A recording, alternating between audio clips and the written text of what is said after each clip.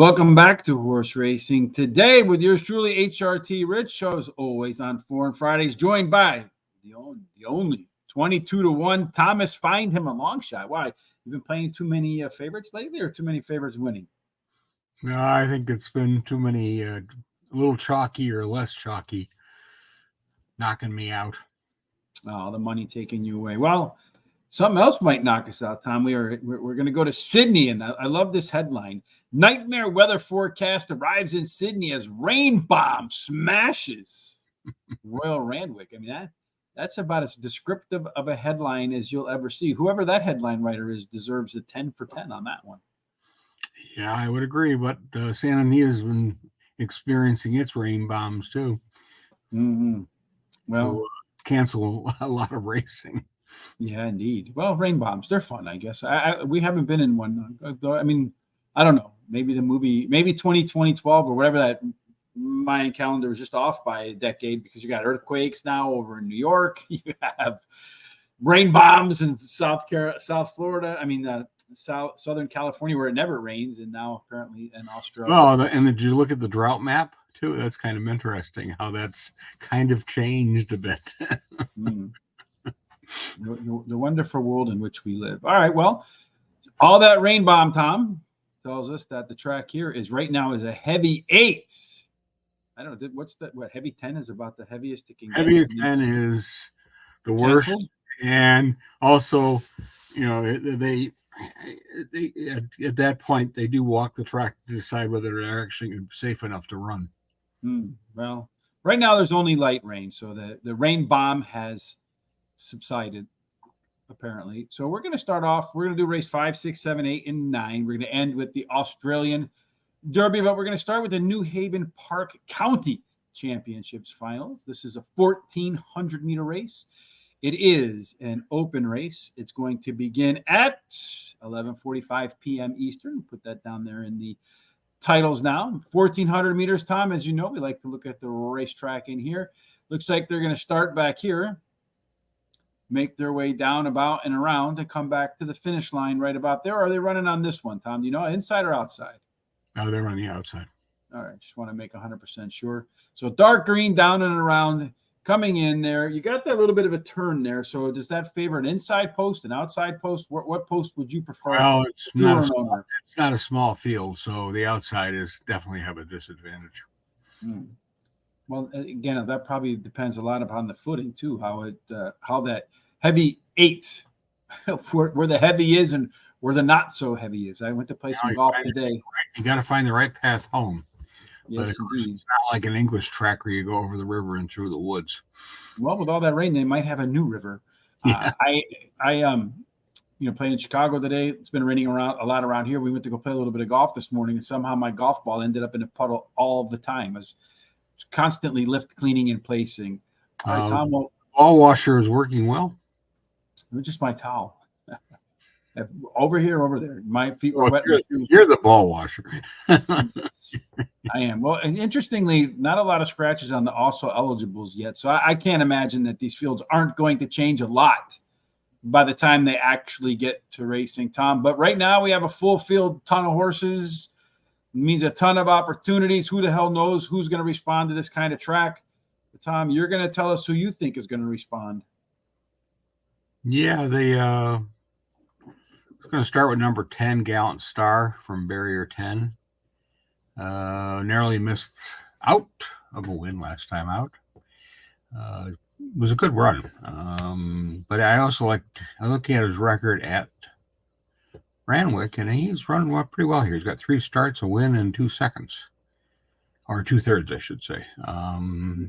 Shown okay at this distance. He's done okay. He's a Class 3 horse, which is really about what these guys are for the most part. There's the cup 1 or 2 that are a little better than that. But, he's been tactful before, and he'll need to be, I think tactical speed will be important here. So I'm thinking mid-pack, hopefully. So, and I think the odds will be decent, to say the least.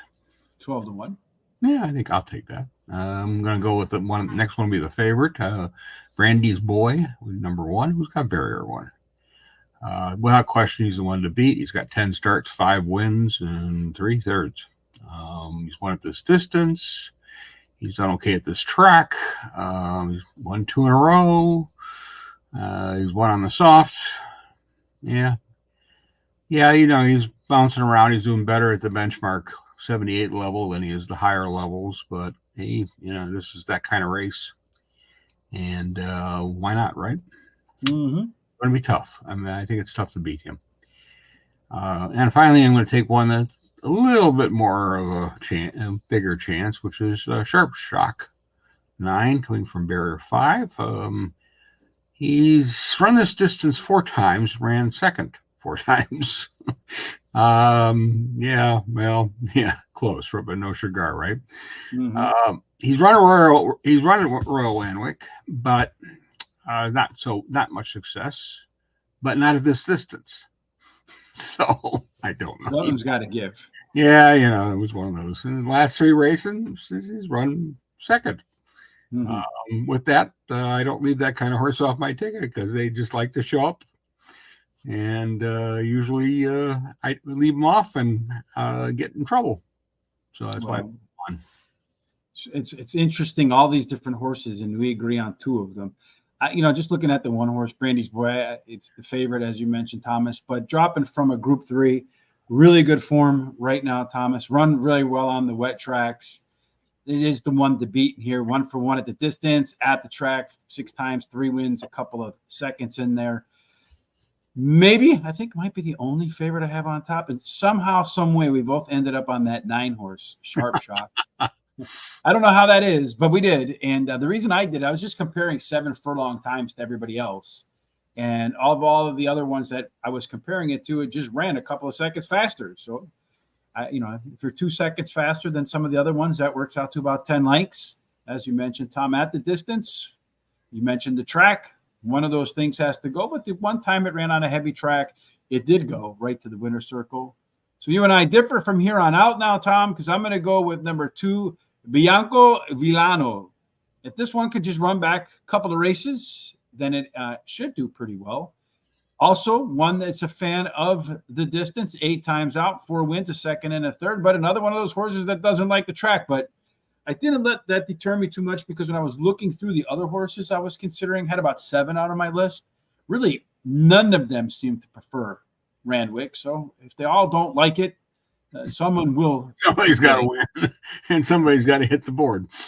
Yeah, I mean, just, that's the way it goes. And then Tribeca Star, lucky number 7 in here, did show some regression in its last race, Tom. I think maybe it can rebound a bit because the horse does seem to like a little bit of the soft to heavy footing in there. So we'll see if that can do it, because on the soft track, you see here, but the track has been downgraded to heavy. So maybe a little bit of the wet footness might help out, but certainly one that likes the quirky distance.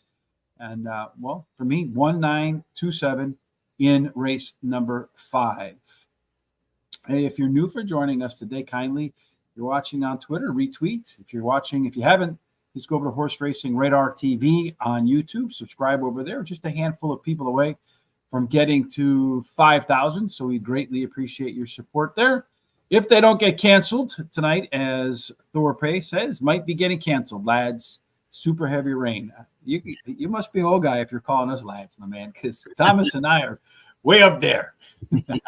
Yeah, we're not young. as my grandmother used to say, I'm no longer a spring chicken. All right. Which is absolutely 1,000% true. Race number 6, Tom, it is. This one is the Inglis Sires Stakes. This is Group 1 for your favorite sort of horses, Tom. Those 2-year-olds, those anything goes 2-year-olds, and they're going to make that 1,400-meter trek as well, down and around the track, or in our parlance, I think that's 7 furlongs, that quirky distance once again, Tom. So we talked about probably being outside, not necessarily the best place to be, but the field does shorten up a little bit here, not as many horses. And minus them just flat out canceling, I would expect some scratches as the night wears on.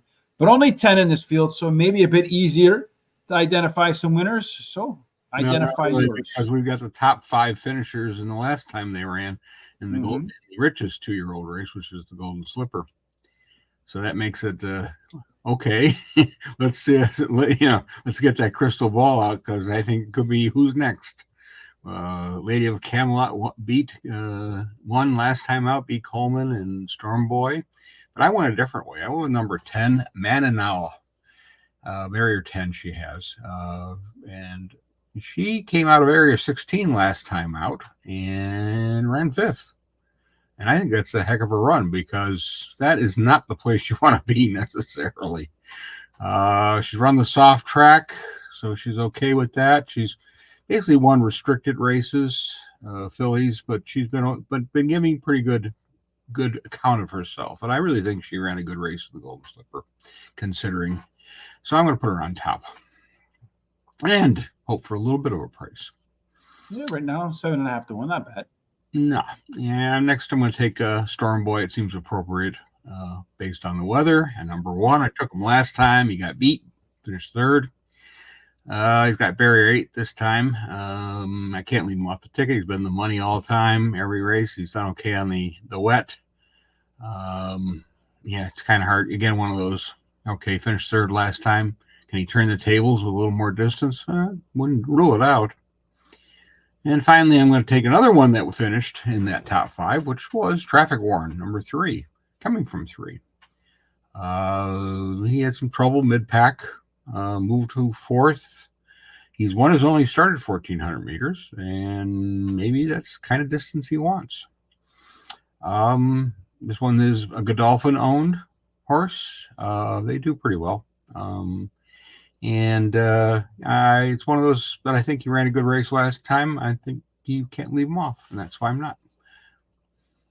I'm going to start off with the one that did win last time, Mr. Thomas. That is Lady of Camelot, number 9, $4.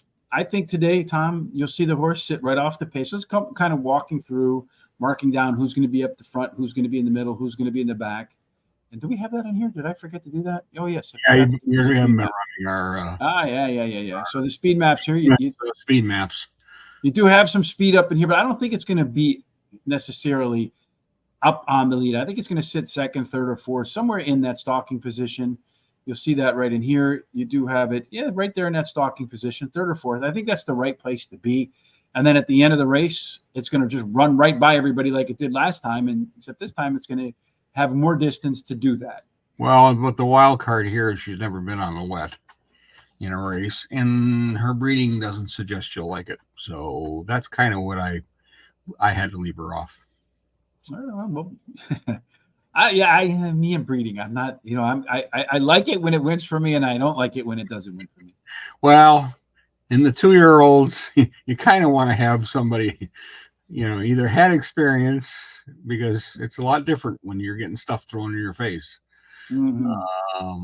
than it is, especially if you're in a stalking position. If you got a clear and don't mind that, I mean, that's one of the things. We've got a horse in the Kentucky, going to be in the Kentucky Derby, Forever Young, who does not like to have back kick at him.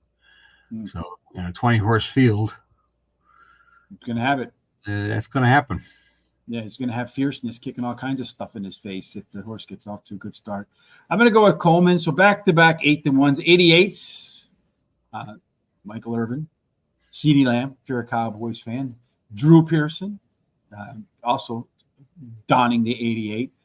But number 2, Coleman, for me, faster final time last out than its prior start. And I think this is yet another one that gets a little bit of extra distance today. And I think that works to its benefit, going 1 furlong longer. Storm Boy, Tom, you can't leave that one off your ticket, like you said. This horse, I think he kind of got off to a little bit of a tough start last time out because it wasn't as sharp in terms of how it broke than it did in its other races. 7th, and that was unusual. That was the first time that happened.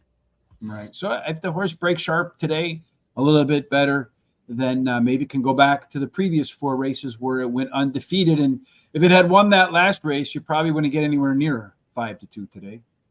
And then finally, my last pick is number 5, which is what Andon and Anode at 11-1. So yeah, that's pretty good. Probably the speed in the race. That's what I think it's going to be up front, Tom. And if all the other ones, like you said, they don't like all the stuff flying back in their face. He might be able to get up in the front, maybe run decent fractions, and he's done all right on a soft track. Hasn't won yet, but I don't have him winning either. But the way he does win is get to the front and stay up there and stop others from catching him at the end if he can get away with reasonable fractions. Because I think in the heavy, everybody's legs are going to get weary late, right? In this heavy stuff, in this kind of stuff, yeah. I mean, it's a rare horse that really relishes that heavy goading.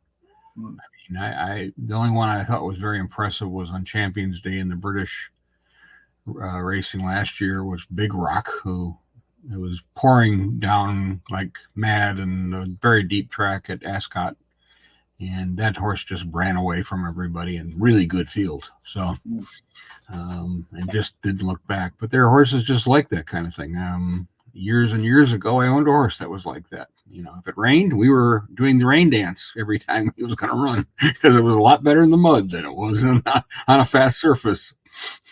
Well, mutters, I like them. Hopefully you and I are mutters tonight, Thomas, because in race 7, it's the James Squire JT Smith Stakes. No idea who that is. What? 1,200 meters. So we can just shorten up a little bit.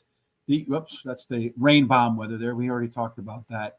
So 1,200 meters, Thomas. That one's going to start back here in this chute. A little bit of straight run shot down there. So I don't know that post position is all that important early on, but you better have good position by the time you hit this corner down here. So some tactical speed or being able to save ground could be hugely important as you come around that corner and head for home early on in the race. Now that I remember that we can talk about these speed maps, as the race gets started, Cold Crusher will be crushing them early. Lots of speed relative to the rest of the field. Shorter race, maybe can get to the front, withstand the late surge. When they settle, it'll be pretty packed up in here, Tom. I see a race like this, I'm going to want the speed of the speed, so maybe Cold Crusher or something in here with a little bit of late legs.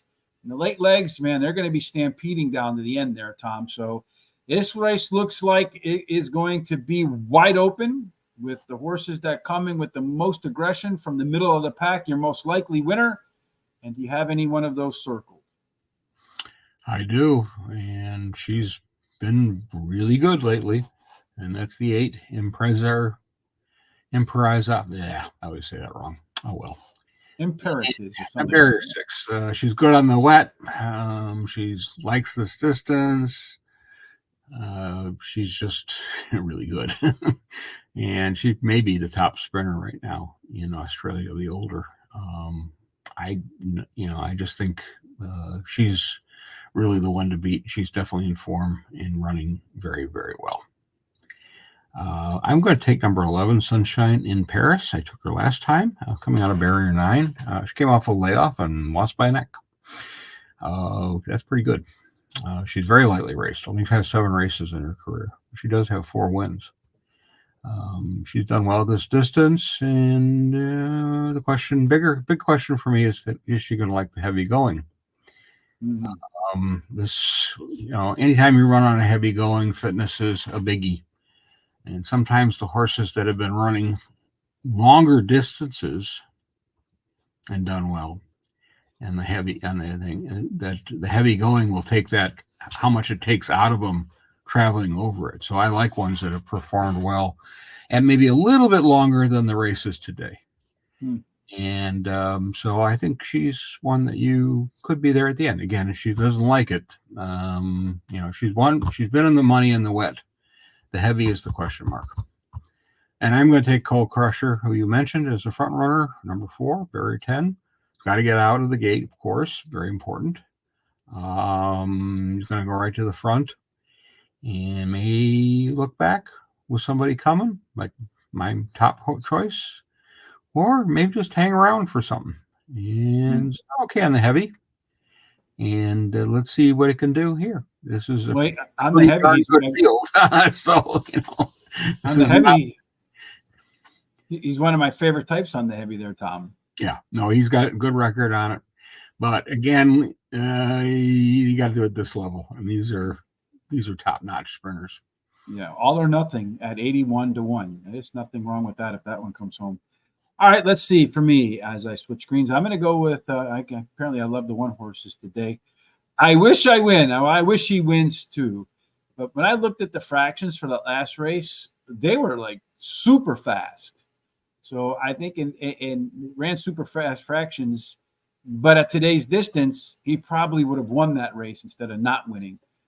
When I see horses run, the only thing that concerns me about that sometimes when you see horses run off the chart fast, sometimes that can be the sign of peak race. So I do worry about that a little bit. The one that you have in there, Tom, is your top choice, Imperatiz. Second choice for me.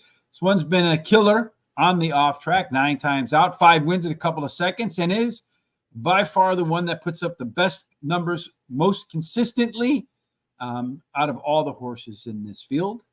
Mazu, Tom, you talked about horses that like the heavy track. Well, I don't know that there's a horse in the field here that likes the heavy track more than Mazu. This horse has been on a heavy track 6 times, won 4 of them, has a second and a third. Keep an eye on that. And then finally, the last choice for me, 26-1. I can't find an 81-1 in my picks so far today, Tom, but I'll take 26-1 if it comes home as the winner. It has been regressing. So as I look through, I said, well, that post position is just killer. Yeah, it could be killer. Well, I only needed to run 4th anyway. So, but the one thing I noticed, I said, what kind of changes did the trainer make perhaps to maybe liven this horse up a little bit? And I think again, McDonald had been riding the horse 9 out of the last 10 races. But the last time Blake Shine ran on the horse, it was a Group 1. And he finished, I think, 2nd or 3rd, somewhere in there. And then that was second in a Group 1. So the trainer says, you know what, Blake, you did well the last time, the only time in the last 10 races. Going to put him back on there again. So let's see if that jockey switch can bring Private Eye, Tom, as you say, back to life. That's one of your favorite angles. Yeah, and if you're watching for the first time today, kindly retweet if you're watching and follow us on Twitter. We do all sorts of handicapping across the board every Friday. Tom and I do Foreign Fridays. We had a pretty good week last week at the Dubai World Cup, closing out with the I think I had the pick 3 at the end, Tom, within my picks, and it paid, I don't know, like a lot. I forget exactly how much, and I don't know what the Dubai currency exchange is, but no, they don't do it that way. Do it by Hong Kong manages the whirlpool. Mm-hmm. It just depends on whether they go into that or not. Sure, that usually that kind of bet is not there in the whirlpool. So our pools generally seem to be separate from that. All right. Well, but 2 races to go. The idea of the whirlpool really is for when you're watching the races is to get some idea, where's the money from Japan going, where's that kind of thing, and it's you never know, right? They may see something we don't see at all. Well, we're going to see what we think about the Star Doncaster Mile. Back to we're going to go 1,600 meters this time, Thomas.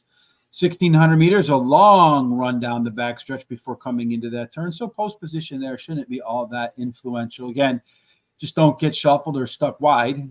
Just make sure you get yourself some good early position. In the beginning of the race, the horses that are most likely to get the position that they want include, looks like here we got another one that's just a little bit faster than everybody else in a very deep field again. Berkshire Shadow going to get out to the lead at a big price. I'm 151-1. So that might be the sacrificial rabbit that everybody else gets to go chase. As far as the settling position as they come into that turn, this one's pretty heavily tilted towards the front. So I would say I'd be looking for a horse back in here that had some late legs, Tom, and gets a clear trip. So that would be important if you're back there. You don't want to be wiggling your way through all that dam of horses in front of you. And the horses that will be coming fast again, a lot of them, Tom, with some very similar late pace in there. And this race is going to be probably a jockey's race where early positioning is going to play a pretty big role. Tom, who's going to win this big field of race? I'm going to start with number 2, Obama, I guess. Obama. I was thinking about that when I was looking at it. I was like, do I want to pick this horse and have to pronounce it, or should I just skip it because of it? Well, my wife's rule is I should not pick horses that I can't pronounce the name for. Well, then I'm going to pick very many. No, I'd be in trouble. Barrier 8's going to come out of it. First start was in Australia, was a win in the Golden Eagle at Rose Hill. That was in November, so they put it back. And this distance suits. He's good He's 3 for 3 first up against good horses in Japan. He won at this distance in Japan a couple times, actually 3 times. And it's a decent horse. So again, it's been running very well. My biggest concern really is this is a cloud horse, so it's going to need a really good run at the end and some racing luck with this big field. But they generally run pretty big fields in Japan, so I don't see that as a bit of a problem. Again, the heavy going is somewhat of a question.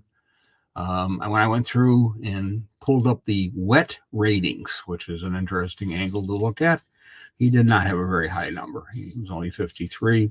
By comparison to my next horse that I'm picking, which is number 6, Golden Mile, the barrier 1. He's got a 61.5 wet rating. I liked him last time. He ran okay. He ran 4th of 18. It was a little less, 100 meters less, but that's okay.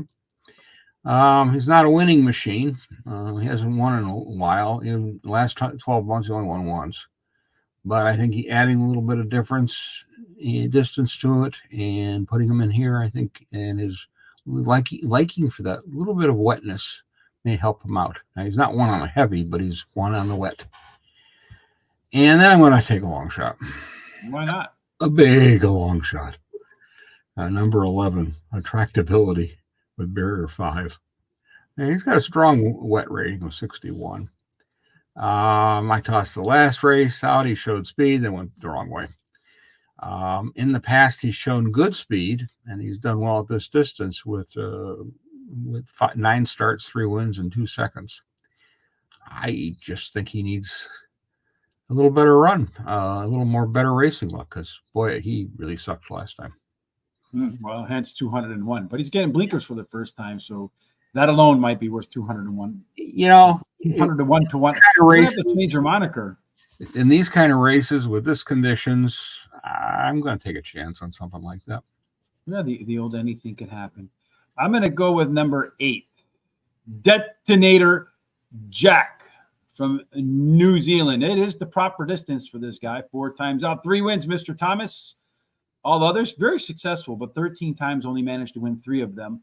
5 seconds, 5/3. So in the money 100% of the time. But if you look at this horse on the soft or heavy, never off the board, Tom. So likes the distance. I think will really relish the wetness. He's probably out there right now doing his own rain dance. Yeah, well, the reason I didn't even put him in is because he's just not done well in group races. Well, maybe he's never run one on the wet. I also got the 2-horse with you, Thomas. Obam Barame. I think I'll go with that as the pronunciation. When you just look at this horse, Tom, I think at the end of this race, this one will be a flying at the end, gobbling up ground. The key is going to be what kind of position does it have as it tries to weave its way through traffic. It get a good clean trip around that corner, get wide, and get that momentum. Could run right by him at the end. Go way, way, way, way out here. If this one gets into the race, Tom, it should be. But I think there'll be a lot of scratches in here. But Celestial Legend. Last time this horse ran at the track, at the distance, it won. Does have a barrier race in between, so I think the horse will actually be more fit.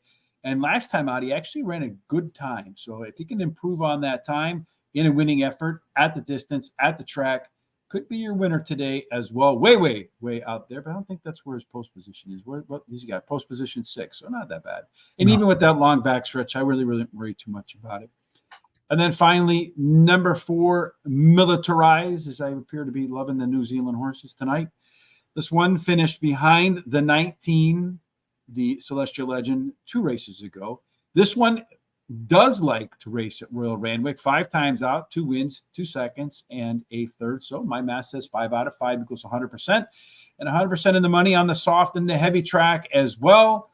My concern about this horse, Tom, is just maybe the distance is a 16th or an 1/8 of a mile too short. Kind of keeping my eye out for this one when they go a mile and an 1/8 or maybe a mile and a quarter instead of today's distance. Last race for you and me. Is this the big one, the Australian Derby? Is this kind of like their version of the Kentucky Derby? No, not really. No. It's Champions Weekend. This is just one of the big races that's in this. Because there are no non-group races in this card, so it's a pretty good bunch. And speaking of which, I know you did some picks for the other races in there as well. And there's a link in the description here on YouTube as well. I don't know if they put the descriptions on Twitter or not, but horseracingtoday.net. Tom's notes, my notes, picks, and all that will be available over at horseracingtoday.net. Plus, some free pass performances that are available, as well as the link to the video or the video itself, and then the link to all the races and the information that we're looking at here today. All right, last race you and I are going to do is that Australian Derby, Thomas.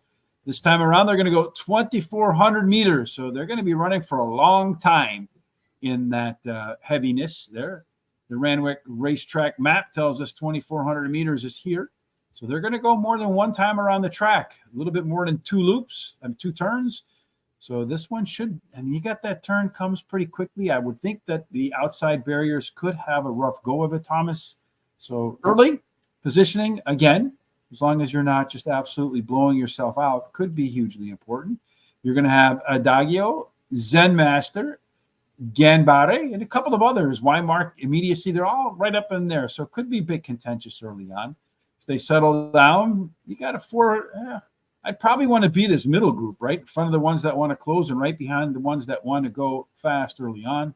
As far as your closing speed is concerned, again, really not a lot of difference between plenty of these horses, except for maybe Zen Master, that speed demon out there at $301 to 1 odds. Tom, did you start with that one? No, I did not. I'm a little chalky here. And started with number 1, Riff Rocket, my top choice, barrier number 10. He won his last race at Rose Hill. He was one of the favorites in that. It was 2,000 meters. He's won as a 2-year-old going 2,500 meters. That was at Flemington on the good going. One concern for me was a barrier trial on the heavy going where he just didn't really do anything. But again, those are barrier trials. So you take them for what they're worth. Not much. He's in form, top of his game. Kind of hard to say he's going to slip that badly. Just bigger question is that off going. Well, if you do go look at that sire, American Pharaoh liked the off going. So we'll see. The only one he ran a crapper in was the Travers. I'm going to start with number 10. Next up is 10, Adagio, barrier 11. He's done mainly his running and winning at minor tracks. And he did win on a heavy 9 in his maiden going race. And he did pretty good time. And I think anything for a mile at 1:34 is pretty decent. He won it by that 2 lengths. He's done well overall with 2 and 2 from 5 starts. This is a big jump in class, no question. But why not with a price? Mm-hmm. He's got some credentials to say that this distance will suit, and he seems to be one that'll be probably a little closer to the pace.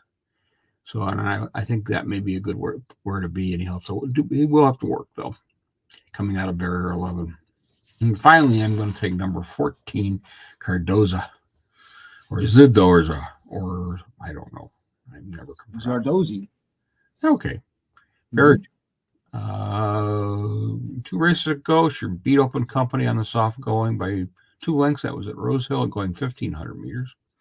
She's won the heavy going. She's won did well at Rose Hill. Fair effort, running 3rd. As a 2-year-old, again, another one running. She ran and won at 2,500 meters. So I don't think the distance is an issue. And she's got a better barrier position, I think. And she just happens to be Godolphin owned. So I think she's well placed against the males in this race. I think the distance suits. All right. For the last few picks for this weekend, Tom, I'm going to start off with number 3, Seal Wolf, 9 to 1 right now. It almost ran down Riff Rocket last time out. I think today getting an extra quarter mile difference could mean it runs by today at a better price. Number 1, Riff Rocket. Yeah, that one, Tom, is probably the one to beat in here. This one is going to be coming really hard at the end. Seems the longer the race, the better for this guy. I don't know what happened to Thomas. Thomas just popped out and put Tom back in. Where'd you go, I Tom? popped out. Some had a little hiccup here. Well, I heard the beep in the background. I'm like, what's going on there? Tom didn't like my Riff Rocket pick. Number 6 for me, immediacy, is going to be immediately my next pick. That one, Thomas, is one of these horses that we just look on the paper, race to race to race to race to race, continues to improve. The only question for me is the distance. If the horse can handle the distance and continue up that performance ladder, might upset all of them in here, including the Riff Rocket and Seal Wolf. And then finally, number 7, why mark another one at 11-1 in here, Thomas? This is, again, one that's steadily performing better and better and better. Seems to be getting it, so to speak, and won 4 races in a row.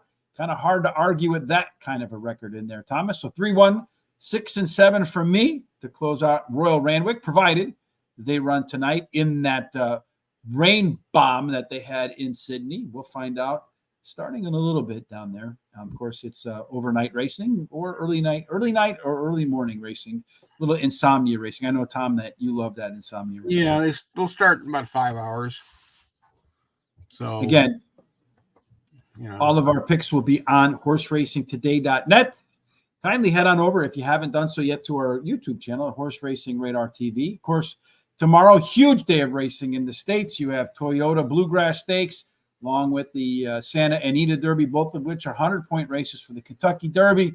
Top 2 picks, the top 2 and you have finishers. The Memorial, too. Oh, yes, the third one, yes.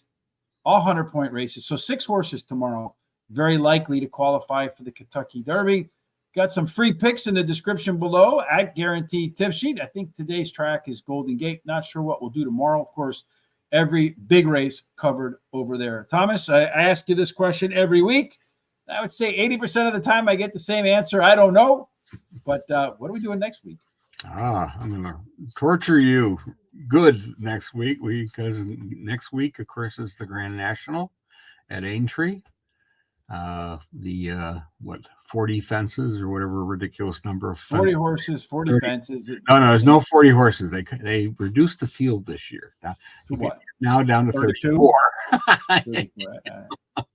So we're both allowed 5 horses at least. and well, isn't there a point like with the 34 horses, like they have 20 and then like the other 14 are like the field or something? Well, for betting purposes, it depends on who your provider is. Mm-hmm. If you go through Naira Bets, they don't have a field. You can bet. You just pick every horse. You can bet on any horse. Like roulette almost. You stop at 24, so the 24 and beyond, so you get 10 horses in the field. Mm-hmm. So usually, it's not so bad to do that. We get that at Royal Ascot occasionally too. Mm-hmm. And well, when you have 36 horses running, you kind of have to. So like roulette. Exactly, yeah, right? Exactly. Except, so we'll find another track that may not be any easier than that one, but we'll see what happens. Yeah, that's always a fun race to watch. You got all these horses, and I think about a half of them, by the time the race is over, the jockeys are no longer on the horse anymore. So the horses, you got these horses weaving in and out without jockeys.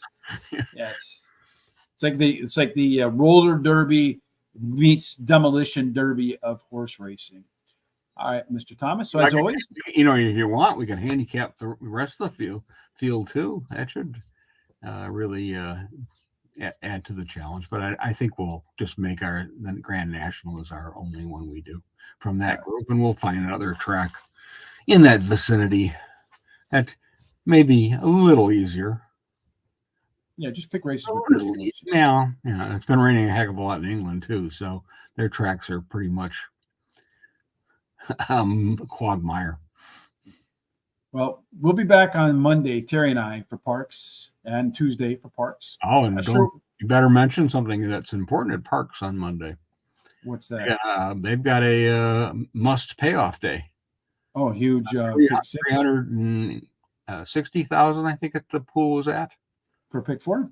for the no, is it the pick four? I forget. Or is it? No, it's probably the Philly 5. It's the Philly. I think it's the Philly 5. I think they've got and I think there's a mandatory payout that day. So Cool. Well, you maybe guys we'll got to play. get your pencils sharpened good and pick some winners. Yes, indeed. Some singles so that you can go single, all, and get it all.